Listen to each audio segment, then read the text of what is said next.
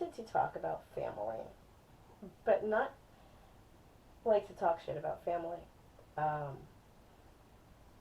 I've recently come in touch with a couple of branches of my family that I wouldn't normally be in touch with.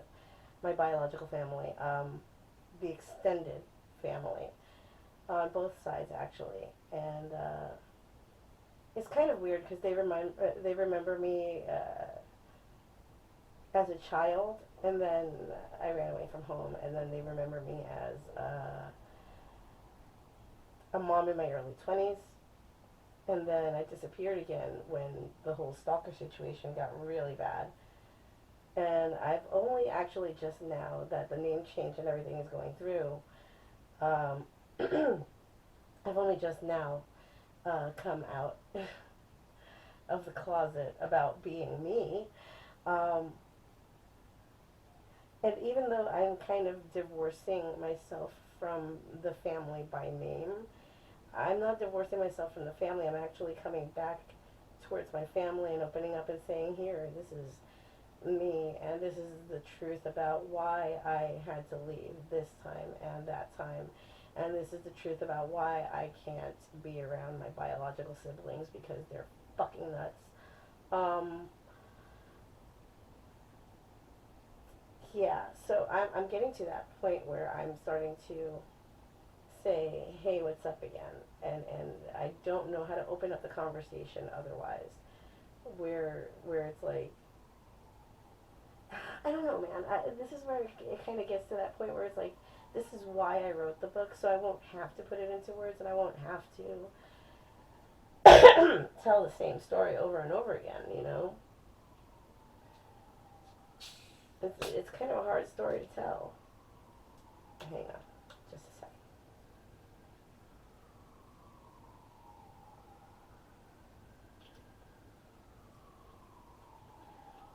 How exactly do you tell your family? Um, I left my parental home because of abuse, and oh, hold on.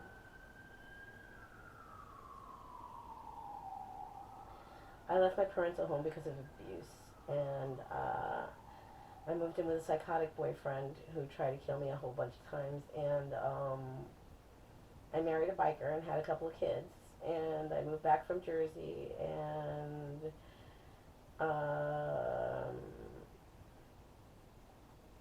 I've adopted an entire family around me of people that would probably scare you all, and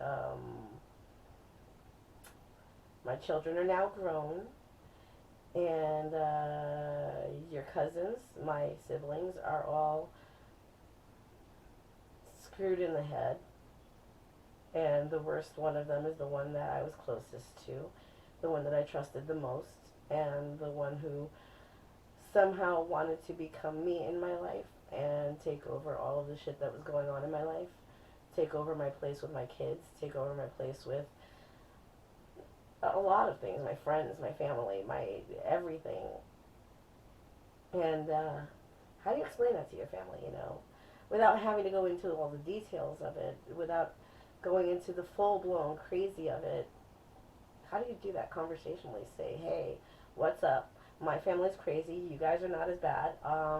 Let's hang, right? I don't know. It doesn't feel quite the same, and yet that's kind of what I'm doing.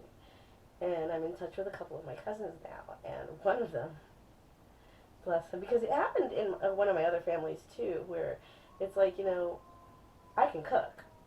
I can really cook, like really, really cook. Gourmet meals type cook. Even down to the plating and the presentation of it, I can cook. Now, that being said, when I offer to cook for somebody, it's like, oh my God, you've done something. I want to show my uh, appreciation for it. So I'm going to cook you something big. I'm going to cook you something special. It's going to be great.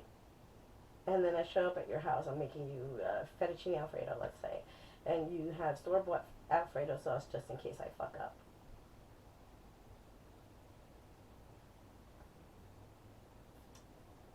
Or heaven forbid, I say I'm making spaghetti and meatballs, and you have store-bought meatballs and marinara sauce just in case I fuck up. So all I really have to do is boil the spaghetti.